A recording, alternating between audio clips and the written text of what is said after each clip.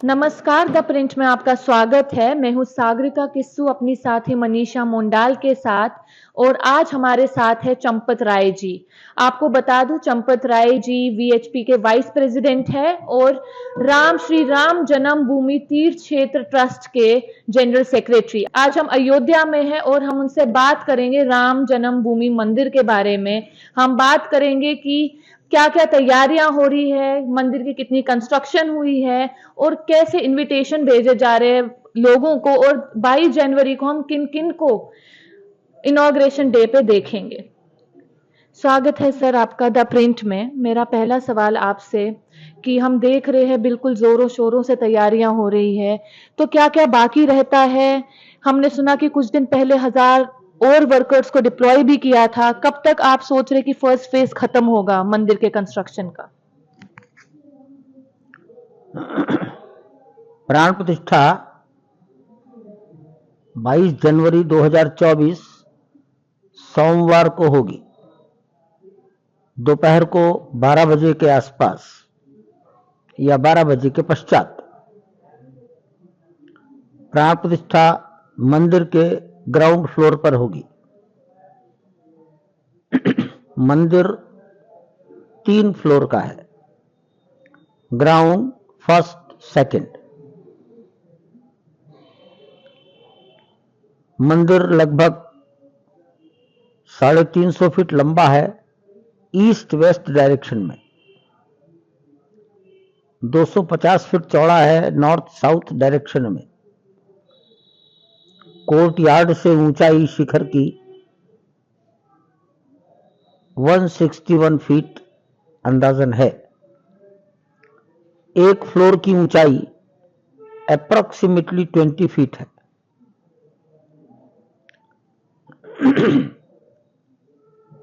मंदिर में प्रवेश वाले हिस्से को सिंह द्वार कहेंगे। थोड़ा आगे बढ़ेंगे पश्चिम की ओर तो जो मंडप आएगा उसका नाम नृत्य मंडप रखा गया है।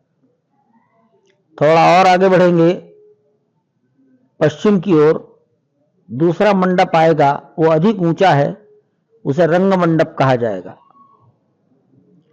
और थोड़ा आगे बढ़ेंगे पश्चिम की ओर तो फिर एक मंडप आएगा, उसकी ऊंचाई और अधिक होगी, उसे ग्रह मंडप, गुड़ मंडप, ऐसी कोई भाषा, लैंग्वेज, टेम्पल लैंग्वेज है। और इसके बाद गर्भगृह, गर्भगृह के पीछे परिक्रमा। तो प्राण प्रतिष्ठा गर्भगृह में होगी। ये सारा कंस्ट्रक्शन हो चुका है क्या? तो गर्भगृह हमारा तैयार है, ग्राउंड फ्लोर तैयार है, सीढ़ियों पर फ्लोरिंग काफी मात्रा में हो चुका है।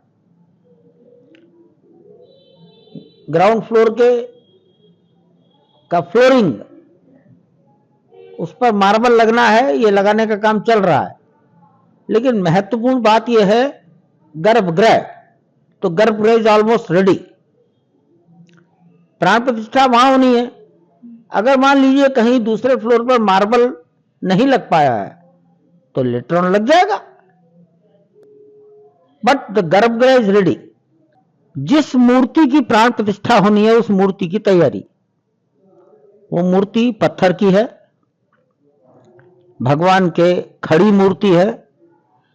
5 वर्ष के बालक का चेहरा, 5 वर्ष के बालक का बॉडी लैंग्वेज, 5 वर्ष के बालक की मुस्कान और आंखें। 3 मूर्तिकार अलग अलग पत्थरों पर 5 वर्ष के बालक का स्वरूप उकेरने की कोशिश कर रहे हैं। ये मूर्तियां, मैं कह सकता हूं, मोरलेस ये मूर्तियां तैयार है, 90% तैयार है। फिनिशिंग काम है, 10-15 दिन का काम है, ये फिनिशिंग कंप्लीट हो जाएगा। फिर 10 लोग मिलकर देखेंगे कौन मूर्तिकार 5 वर्ष के बालक की सुकोमलता ठीक से निकाल सका है। मैं ये भी कह सकता हूं कि भगवान किस मूर्तिकार के हाथ को स्वीकार करते हैं। तो ये मूर्ति तैयार है, ग्राउंड फ्लोर तैयार है, तो there is no second hurdle. Sir what about the Ram Lalla ji का जो अपना एक जो ओरिजिनल मूर्ति है, क्या वो भी रखी जाएगी? और क्यों दूसरी मूर्ति बनाई जा रही है जब ओरिजिनल है? आज जिस प्रतिमा की पूजा होती है वो प्रतिमा बहुत छोटी है, शायद 6 या 8 इंच ऊंची है। वो 25 फीट से दिखाई नहीं देती। जो प्रतिमा बन रही है वो 4 फीट 3 इंच, 51 इंच का ललाट, चरणों से ललाट 51 इंच ऊंचा है। 40 फीट दूर से कोई भी देख सकता है। ये एक कारण है। लेकिन एक दूसरा कारण है। प्रतिवर्ष चैत्र शुक्ल नवमी, राम नवमी, जिस दिन भगवान का जन्म माना जाता है, दोपहर 12 बजे, दोपहर को 12 बजे सूर्य की किरण भगवान के ललाट को प्रकाशित करे। राम सूर्यवंश में है, तो उनका अंश उत्पन्न हुआ है। भगवान अपने अंश को तिलक करेंगे, इसको कहा गया है सूर्य तिलक। तो ये बैठे हुए मूर्ति पर संभव नहीं हो रहा था। 6 इंच ऊंची मूर्ति पर कदापि संभव नहीं हो रहा था। इसलिए अनेक लोगों ने, तज्ञ लोगों ने, विशेषज्ञ लोगों ने आपस में बातचीत करके खड़ी मूर्ति का विचार किया, वो बन रही। सर कौन कलाकार है, कौन आर्टिस्ट है, कहाँ से है वो जो ये मूर्ति पे काम कर रहे हैं? 3 मूर्तिकार हैं, कलाकार नहीं है वो। सॉरी, मूर्तिकार सर। मूर्तिकार है। एक मैसूर के हैं, दूसरे भी कर्नाटक के ही हैं, और तीसरे जयपुर के हैं। तीनों मूर्तिकार मई 2023 से काम कर रहे हैं। जून में उन्होंने अपने काम को ठीक ढंग से प्रारंभ कर दिया था। जून, जुलाई, अगस्त, सितंबर, अक्टूबर, नवंबर, अब दिसंबर है, काम लगभग पूरा हो गया है। सर और इन मूर्तिकारों को किस तरीके से आपने खोजा, कहाँ मिले आपको ये? क्या आपने कुछ इसके लिए कुछ लोग लगाए थे? मतलब किस तरीके से आपने इन मूर्तिकारों को खोजा? इनका सैंपल देखा था काम का? देश में सब एक दूसरे को जानते हैं, गूगल से सब मिलता है। अनेक मूर्तिकारों को बुलाया गया, एक ने दूसरा, दूसरे ने तीसरे का नाम बताया, सबके सामने अपनी बातें रखी गई, सबके काम देखे गए, और 3 मूर्तिकारों ने हमारी बातें स्वीकार कर ली। उनको हमने काम सौंप दिया। सर और ये भी बोल रहे हैं कि मंदिर के लिए जो मतलब कुछ 18 से 30 साल के लड़कों को सिलेक्ट किया गया है। मेरे को नहीं पता मैं उनको प्रीस्ट कह सकती हूँ या नहीं कह सकती, मगर उनको ट्रेनिंग दी जाएगी। एक पूरा सिलेक्शन प्रोसेस हुआ है, तो सर उसके बारे में बताया जाएगा। उसका पूरा आपने एक तरीके से पूरा इंटरव्यू हुआ था। कुछ 3000 लोगों ने जो राम मंदिर में उधर का सेवक बनना चाहते थे, उन्होंने अप्लाई किया था। कुछ इसके बारे में बताइए सर। आपका ये सवाल प्राण प्रतिष्ठा से जुड़ा नहीं है। पहले आप प्राण प्रतिष्ठा को कंप्लीट करिए। ठीक है सर, आप बताइए। मैंने कहा कि गर्भगृह तैयार है। हाँ जी सर। पहली मंजिल पर निर्माण कार्य चल रहा है। हाँ जी सर। पहली मंजिल जब कंप्लीट हो जाएगी तब दूसरी मंजिल पर चलेगा। दूसरी मंजिल के बाद शिखर बनेगा। मूर्ति तैयार है, ये एक बात। अगला बात, प्राण प्रतिष्ठा एक विधि है, पूजा पाठ की एक पद्धति है। कौन कराएगा? तो वाराणसी के योग्यतम लोग इस काम को संपन्न कराएंगे। उन्होंने अपना काम शुरू कर दिया है। उनकी पहचान हो गई है। 5 दिन तक 6 दिन तक पूजन होगा। जहां पूजन होगा उस स्थान की साफ सफाई, जो आवश्यक बातें हैं, वो निर्माण शुरू हो गया है। प्राण प्रतिष्ठा करने वाले ब्राह्मण कहां रहेंगे, कहां खाएंगे, तो उनका एक टेम्पोररी टीन की कॉलोनी ये भी बनानी शुरू कर दी है, और ये सब दिसंबर के एंड तक काम पूरा हो जाएगा। प्राण प्रतिष्ठा के दिन कितने लोग आएंगे? तो प्राण प्रतिष्ठा मंदिर में अंदर होगी, तो वहां बैठने का स्थान नहीं है। हम प्रयास कर रहे हैं कि 8000 कुर्सियां कहीं डाली जा सकें। अगर 8000 कुर्सी पड़ती हैं तो शायद हम कुछ कर पाएंगे। तैयारी चल रही है। यह कार्यक्रम मुख्य रूप से संतों का होगा।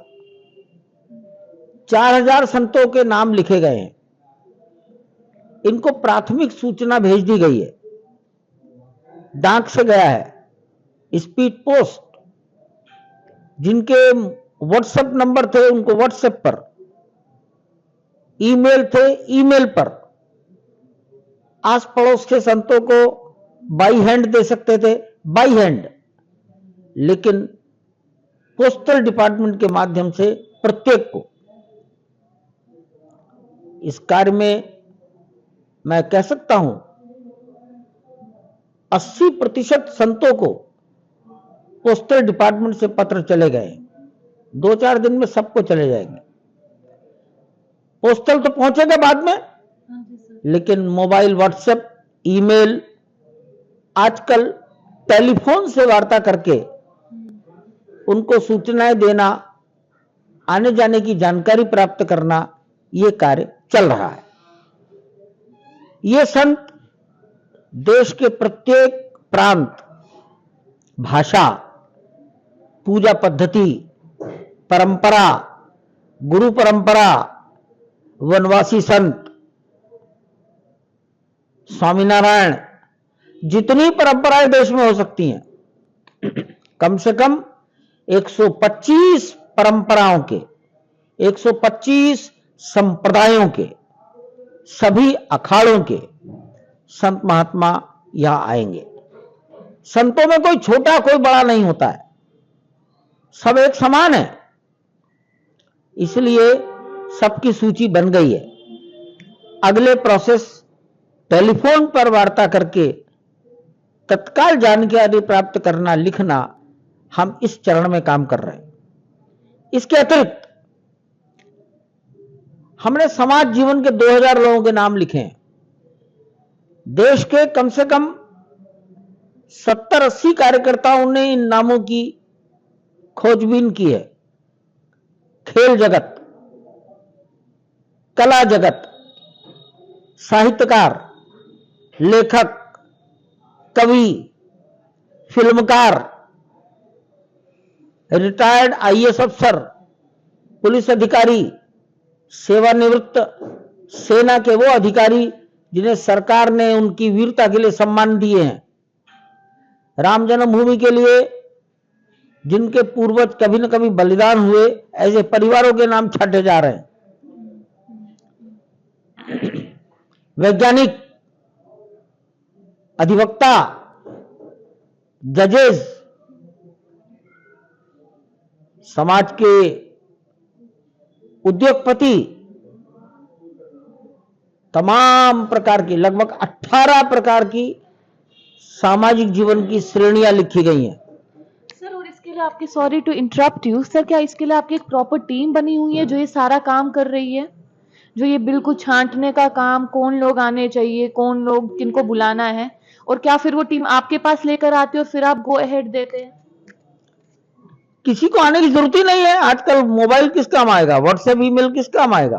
तो ईमेल में आपको भेज देते कि सर हम इनको बुला रहे हैं। और ये काम पिछले अक्टूबर नवंबर में कंप्लीट हो चुका है। अच्छा, आज जो स्टेज चल रही है, आप जिस कमरे में बैठे हैं, यहां पर 10 लोग बैठकर एक एक को मोबाइल से बात कर रहे हैं।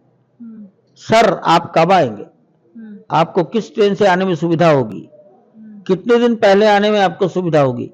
इस प्रकार की सूचनाओं का आदान प्रदान का काम संतों में, गृहस्थों में ये सब चल रहा है। Now we are in the third stage. List बनाने का काम हो चुका। सर सॉरी, बट आप ही टिकट भी करवा रहे हैं संतों में? नो नो, हाँ। ये समाज का काम है, ये भगवान का काम है। और यहां जो भी आ रहा है भगवान का भक्त आ रहा है। भगवान का भक्त अपने भगवान के घर आ रहा है, उसको कष्ट तो सहना ही पड़ेगा, कष्ट तो सहना ही पड़ेगा। दूसरे के कंधे पर चढ़कर स्वर्ग नहीं देखा जा सकता, अपने ही पैरों की ऊंचाई बढ़ानी पड़ती है। सर एक इंटरव्यू में 1-2 दिन पहले देख रही थी जिसपे ये बोल रहे थे कि राम मंदिर को बनाने के लिए बिल्कुल आयरन यूज नहीं हुआ है, तो उसका क्या वजह है कि राम मंदिर को बनाने के लिए बिल्कुल क्या क्या चीजें यूज हुई है राम मंदिर को बनाने में? देखो, लोहे की आयु 100 साल से ज्यादा नहीं है। लोहा जंग पकड़ता है, लोहा बहुत जल्दी खत्म हो जाता है। तो जिस मंदिर को 1000 साल का बनाना है, उसके निर्माण में लोहा इस्तेमाल करने का मतलब हमने ही आयु को 100 साल सीमित कर दिया, ये नहीं करेंगे। नंबर 2, इस मंदिर में केवल पत्थर है। पत्थर की आयु 1000 साल से कम नहीं होती। धूप, हवा और पानी की मार 1000 साल तक सहता रहेगा पत्थर, तब धीरे धीरे उसका क्षरण, उसका डिके शुरू होता है। इसलिए इसमें लोहा इस्तेमाल नहीं किया गया। लेकिन पत्थरों को आपस में जोड़ने के लिए तांबा, तांबे की पत्तियां, तांबे की कील अथवा पत्थर की कुंजियां बना बनाकर पत्थरों को जोड़ा गया है। ग्रेनाइट है, सैंडस्टोन है, मार्बल है। लोहे का उपयोग करने का मतलब हमने पत्थर ही बर्बाद कर दिया। और सर अभी कितने वर्कर्स है who are working on the construction site? आज की स्थिति में लगभग 3200 मजदूर, सुपरवाइजर, इंजीनियर, डिजाइनर। एक ग्रुप मजदूरों का नहीं होता, वो पूरी एक सिस्टम रहता है। तो उस सिस्टम में लगभग 3200 लोग आज काम कर रहे हैं। ठीक है सर, तो आप हमें ये बताइए फिर कि राम मंदिर 22 को आपने बोला कि ये सवाल कि आपने बोला कि कार सेवकों के परिवारों को जिन्होंने आपने बोला जो जिनकी मौत हुई थी 90s में, शहीद हुए थे, मौत नहीं। जो शहीद हुए थे, मौत तो सड़क पर दुर्घटना करके होती है। जो शहीद हुए थे 90s में, उनके भी परिवारों को छांटा जा रहा है क्या? काफी मात्रा में जिनके परिवार में कोई है, आ सकता है, उनके नाम लिखे गए हैं। प्रतीक रूप में काफी लोग आ ही जाएंगे, नाम लिखे गए हैं, हम जानते हैं अनेक लोगों को। तो सर उनको भी 22 जनवरी को ही बुलाया जाएगा? 22 जनवरी का ही महत्व ज्यादा है। और सर इस पूरी जर्नी को कैसे आप देखते हैं कि आज राम मंदिर बन रहा है? शायद से 10 साल पहले आपने नहीं सोचा होगा कि ऐसा कुछ होगा। तो इस पूरी जर्नी के बारे में, क्योंकि आप वीएचपी के भी वाइस प्रेसिडेंट है, आप राम जन्मभूमि ट्रस्ट के भी जनरल सेक्रेटरी है, तो आप इस पूरी जर्नी को कैसे देखते हैं? देखो, मैं राम जन्मभूमि के इस मुक्ति आंदोलन से 1986 में जुड़ा हूं। मैं 1985 भी कह सकता हूं। तो 1986 का मतलब होता है 15 से 18, 38 साल। और जब हम जुड़े थे, हमारे मन में तब से था कि इस काम को करना है। पत्रकारों के दिमाग में क्या था, विद्वानों के दिमाग में क्या था, राजनीतिज्ञों के दिमाग में क्या था, ये मुझे नहीं मालूम। हमारे दिमाग में यही था कि इसी काम को करना है, इसमें सफलता मिलने वाली है। सफलता मिलने के लिए कुछ ना कुछ समय लगना है। इसलिए हम कभी निराश नहीं थे, हम कभी उदास नहीं थे। और जब निराश नहीं थे तो उत्साह बराबर था, सक्रियता बराबर थी। और अच्छे काम में बाधाएं जरूर आती हैं, तो बाधाएं भी बराबर थी। अंततः एक एक करके बाधा भी दूर होती चली गई और कार्य संपन्न हो गया। अयोध्या के पत्रकार, देश दुनिया के पत्रकार काफी मात्रा में इस बात को जानते हैं। बीबीसी का मार्क टूली अवश्य जानता होगा, वो अक्सर यहां आते थे, अक्सर आते थे। हम कभी भी अंधेरे और निराशा में नहीं रहे। हमारे मन में एक ही बात थी, इस कार्य को हाथ में लिया है, इस कार्य को पूर्ण करेंगे, इसमें सफलता प्राप्त करेंगे। ये कार्य किसी व्यक्ति का नहीं था, ये कार्य हिंदुस्तान की इज्जत का कार्य था। उसका परिणाम सामने आ रहा है कि दुनिया में हिंदुस्तान की इज्जत को 4 चांद लगे हैं। भारत के प्रति संसार के देखने की दृष्टि बदल गई है, तो हम उसमें सफल हुए हैं और हम संतुष्ट हैं। संतुष्ट शब्द आनंद से बहुत ऊंचा है, तो we are fully satisfied. Sir, एक आखिरी क्वेश्चन आपसे कि राम मंदिर को बनाने में और ये सब करने में कितना पैसा लगा है, कितना बजट लगा, और ये बजट किस तरीके से, पैसे कहाँ से आए, समाज से आए, या कुछ बोल रहे थे कि आपने लोगों वीएचपी के लोगों ने जा के लोगों से भी इसमें बनाने के लिए पैसे लिए थे, वो थोड़ा सा हमारे दर्शकों को बताएंगे। मंदिर के निर्माण में दान नहीं लिया गया, डोनेशन नो। पैसा भगवान का है। मंदिर में समाज जाता है तो कोई मांगता नहीं है, स्वेच्छा से थाली में डालते हैं। इसको कहते हैं ऑफरिंग, कंट्रीब्यूशन, वॉलेंटरी कंट्रीब्यूशन। कार्यकर्ता घर घर गए हैं, लेकिन कार्यकर्ताओं ने मांगा नहीं, भीख नहीं मांगी, केवल एक ही कहा है, तेरा तुझको अर्पण। हम लोग आरती करते हैं, तेरा तुझको अर्पण क्या लागे मेरा। तो ये समाज का धन है, समाज को दो, राष्ट्र के सम्मान का काम कर रहे हो। और लोगों ने स्वेच्छा से दिया है। 10 करोड़ लोगों तक ले कंट्रीब्यूट किया है। हिंदुस्तान के 5 लाख से अधिक गांव, मोहल्ले, कॉलोनी, वार्ड, लोकेलिटीज ने दिया है। 10 रुपया देने वाले भी कम से कम 4 करोड़ से अधिक लोग हैं। 10 करोड़ का मतलब होता है उसका फाइनेंशियल पोजीशन क्या है, समाज के किस निचले स्तर पर वो खड़े हैं अपने जीवन में। 10 रुपया, 100 रुपया, 1000 रुपया भी दिया है। इसलिए ये व्यक्तियों के समूह से नहीं बना है, ये देश के 10 करोड़ आबादी से, मैं कह सकता हूं 8 से 9% पॉपुलेशन के सहयोग से, समर्पण से ये मंदिर बन रहा है। इसमें गवर्नमेंट का कंट्रीब्यूशन नहीं है। भारत सरकार का कंट्रीब्यूशन है 1 रुपया। 1 रुपया ट्रस्ट जब बनाया था तो ट्रस्ट को उन्होंने एज प्रॉपर्टी 1 रुपया कंट्रीब्यूट किया था, वो 1 रुपया बैंक में सुरक्षित रखा है। धन्यवाद हमारे से जुड़ने के लिए। मैं हूं सागरिका किस्सू अपनी साथी मनीषा मोंडाल के साथ। हमें देखते रहिए दा प्रिंट पे।